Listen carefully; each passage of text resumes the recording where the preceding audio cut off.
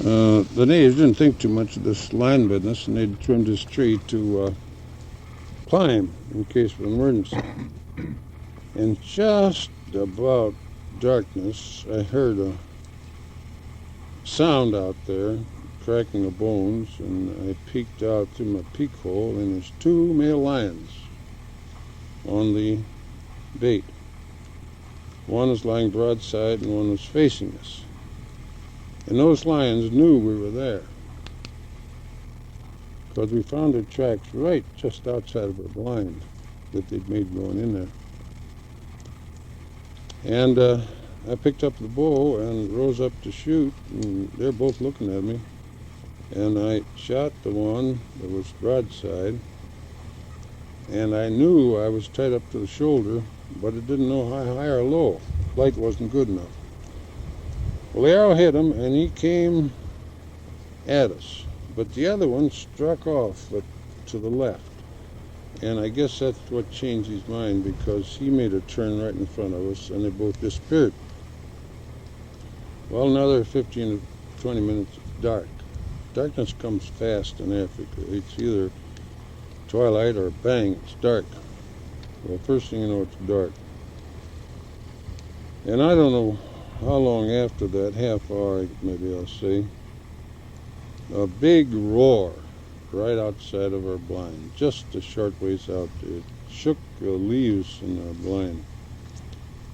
And it shook us up, I'll tell you. Because a lion in the daytime is one thing, but a lion at nighttime, he's practically fearless. And here we were, pretty easy targets. We had a blanket, because the nights get cold there. At that time of the year, they get down to about 50, and that's kind of chilly if you run around in shorts. We had a blanket and we had some groceries. But everyone was too petrified to make a move. As the hours went by, I was even afraid to unfold my blanket and cover myself with it. It just sat there, because this lion roared every, I don't know, 3, 4, 5 minutes. And a lion, you've heard a cat in a backyard fence, and a lion is about 100 times bigger than a cat, and their volume is just about that much bigger. And when you're sitting out there in the woods and it's dark, it throws the chills up and down your back. I've been in some close quarters quite a few times, but the high point is over in a matter of seconds usually. But this thing was going on. As a matter of fact, it went on till midnight. Well, we didn't know what to do. We discussed it in whispers, Wally and I did. We didn't know whether it was a lion with the arrow in it, or whether it was his buddy, or anything about it. We couldn't imagine a lion just out there, lying there and roaring at us, and just waiting for a chance to jump in there and kill us all. That's the way I felt it. The situation might wind up, and while we had the two guns, we'd have probably shot each other in the melee. Well, I guess it was maybe 9 o'clock or something like that.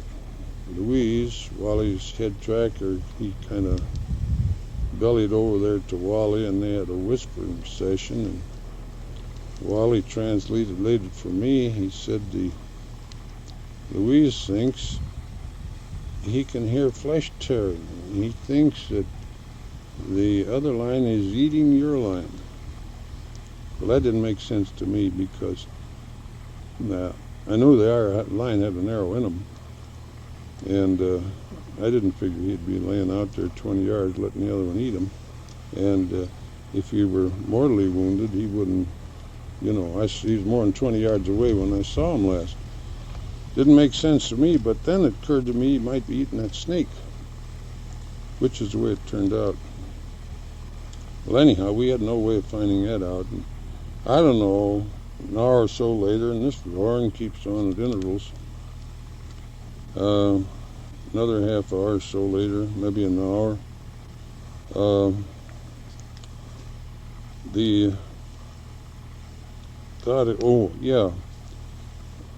I don't know whether I made the suggestion or Louise made it. Anyhow, why don't you shoot your big gun out there in that direction and maybe he'll run away. Well, Wally cut his .375 loose, and in that dark, dark night, you could see that flame going out there for 10 feet. And of course, it's a big bang when a .375 goes off. And we got an answer immediately, just a big old roar, and that didn't make us any happier. Well, finally, it was along about midnight, I guess. I said to Wally, maybe if we, in slow motion, wormed our way in this car. It was an open car, no top, and the windshield lay over the hood. Maybe we could roar out of here and go back to camp and get some sleep and get warm, and then we come back in the morning and see what this is all about. Well, Wally thought that was a pretty good idea. So we very slowly and very cautiously, making as little noise as possible, got our places in the car, and we sat in the seat because we had to keep our head down because there's brush all around. Wally turned the switch on, the motor caught right away, and we roared out of there, brush flying all over.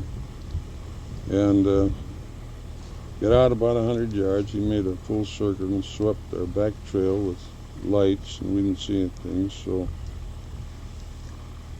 we headed for camp. And we were about 4 or 5 miles off a north-south road, and the natives over there can take you anywhere in the daytime.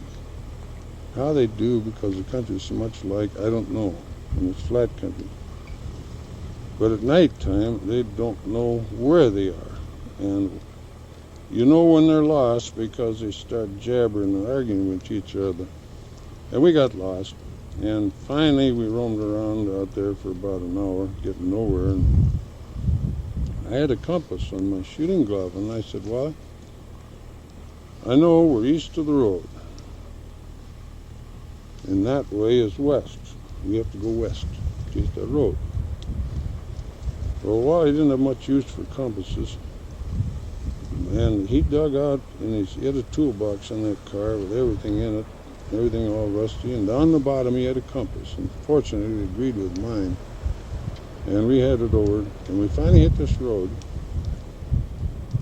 We were east of camp, and we were about 10 miles south of camp. And when you hit the road, you got to turn north if your camp is north. And he turned south. And I said, well, we got to go to the right. Well, he didn't believe me on that, but he did turn, and we finally got to camp. And we came back next morning, and we found that the lion that had been roaring outside our blind had eaten about half my snake, and the lion I'd shot, we found it dead just 200 yards out in the bush. Africa's a great place. I've had not just hunting, but to observe the natives and the animals and the way people live and that kind of thing. It's quite a treat, and I really feel like one of God's chosen people to have been able to go to so many parts of the world and to hunt so many different kind of animals. Wally Sr. has a son named Wally Jr., and he's also a professional hunter in the same camp. And he had a little boy that, he's about 12 years old, I guess, that his job was to keep the car clean. And he'd always took kind of shine to me. I couldn't carry my own bow from my cabin to the car. I couldn't do anything. He was always there. And I said to Wally, where'd you ever get that bright young fellow? And he said, well, I drove him through the bush one day, and this kid stood right in the middle of the road. And he said, that's pretty brazen for a native. Now, this is 10 years ago. And I said, I stopped the car, and I said, what do you want? And he said, I want to work. Well, he said, well, okay, I'll be by here in a few days, and would talk about. He said, I want to work now. He said, probably took him by such surprise. He said, well, go get your blanket and come along. And as I said, a blanket is practically your only possession down there, and he's been with them ever since. Well, anyhow, his father was this Pala, who his father was Pala, who was our lion hunter. And on the way down there, this kid went along because he wanted to visit his parents here in that village. And I'd given him some hard candy wrapped in cellophane. And when we were visiting there in the village, his sister was there, and I gave her a piece of hard candy, and she immediately popped it right in the mouth. And he said, no. He opened up her mouth and dug it out. He said, you got to skin it first. Okay. On this second hunt, we had a just for kicks. Well, not really for kicks. We made a film of it. We had the witch doctor do what they call a kush, which is a spell of magic they cast upon you and your equipment for good luck on the hunt. And this was quite an operation. He was quite a character, and he had all kinds of magic things that he worked with. And he felt real sorry for me. He thought I couldn't afford a rifle. He said that you'd get more hunting if you had a gun. To which I agreed. I have one more story of interest. Well, I have a great many, but there's not time for them now. Matter of fact, we're late in getting out in our evening bear hunt. But I'm going to take a few minutes and tell you about this. I live in Grayling, Michigan, which is up in the deer hunting country, up in the woods. And a friend of mine hunts on some property about 50 miles east of where we live. It's sort of a private place, and they have quite a few deer. And it's a family affair. There are 4 families of them from Detroit come up there for a week's hunt. And the hunting, and all the kids and everybody else run around the woods with the bow and arrow. Well, I went over there they invited me for the weekend, but I couldn't stay overnight. I didn't want to because even all the floor space was full of kids with sleeping bags. Anyhow, I went over there. Just got there about noon on Saturday, and I had a copy of the Salooner Tables, the John Alden Knight Salooner Tables, with me from the week before, and that points out the period of the greatest activity for birds and animals and fish. There'd be a high point that's between this hour and that hour, and whenever it comes in the day, and then a low point, that kind of thing. And I asked them if they'd ever, in a visit there over the luncheon table, if they'd ever hunted or guided themselves by the Salooner Tables, and they said no, didn't know what it was, and I told them how it worked. It's based on the moons and tides and whatnot. And well, they were quite amazed. And after lunch, they took me in a station wagon, half a dozen kids, and we went to see the property. Well, about 3 o'clock in the afternoon, I said to my host, gee, if I got to get back tonight, if we're going to do any hunting, maybe we should get at it. And he said, yeah, there's a rye field up here just a little ways, and it's got a blind in it. And I thought maybe you'd like to be in there. And I said, well, fine. I dropped off there, but I didn't want to sit in the blind. And after they got out of sight, I went on a little cruise, and I came over a hill, and down by a swamp, 300 or 400 yards away, there was a little patch of rye, and there was a deer stand in the middle of it. And I didn't have my binoculars, but I figured because he was alone, it was an adult deer, it might be a buck. So I went down the swamp and went through the swamp, and I came out about 50 yards from where the deer, and he was out there feeding in the rye field. And there was no cover after I left the swamp, and it was really kind of noisy. It was in the fall and it was dry. But I did get behind a tree had been cut down, an oak tree, and a bunch of shoots came out of it. I got behind that, and I was working my way towards the deer. It was about 40 yards. And I made a noise, and he saw me. Well, I didn't have an arrow out of my quiver at that time, but I realized I wasn't going to get any closer, and so I started blatting like a deer and moving out to get from behind. I had 3 or 4 steps to make to get from behind this little clump of brush. So that time I had an arrow on the string, and when I came in the open, I shot. The arrow was going great, right for his shoulder behind it. And when he heard the bowstring, he turned his head to make a turn, or began a turn. And he got his neck right in front of the arrow, and the arrow hit him, broke his neck, and wham. And I hadn't been out of the car but a half hour. And when I went there, all the kids would, it wasn't a question of whether I get a buck or not. You could shoot either buck or doe, just how big the rack of horns was going to be, I was all built up. Gee, I could do anything. Well, here I'd done it. It was a buck. It wasn't a big one. So I dressed him out, and there's a trail road, a woods road went along there, and I hit him with some brush there. And I went on hunting, and I damn near shot another spike horn. Before I got back to camp, my host had said if I wasn't in camp by dark, he'd pick me up there somewhere.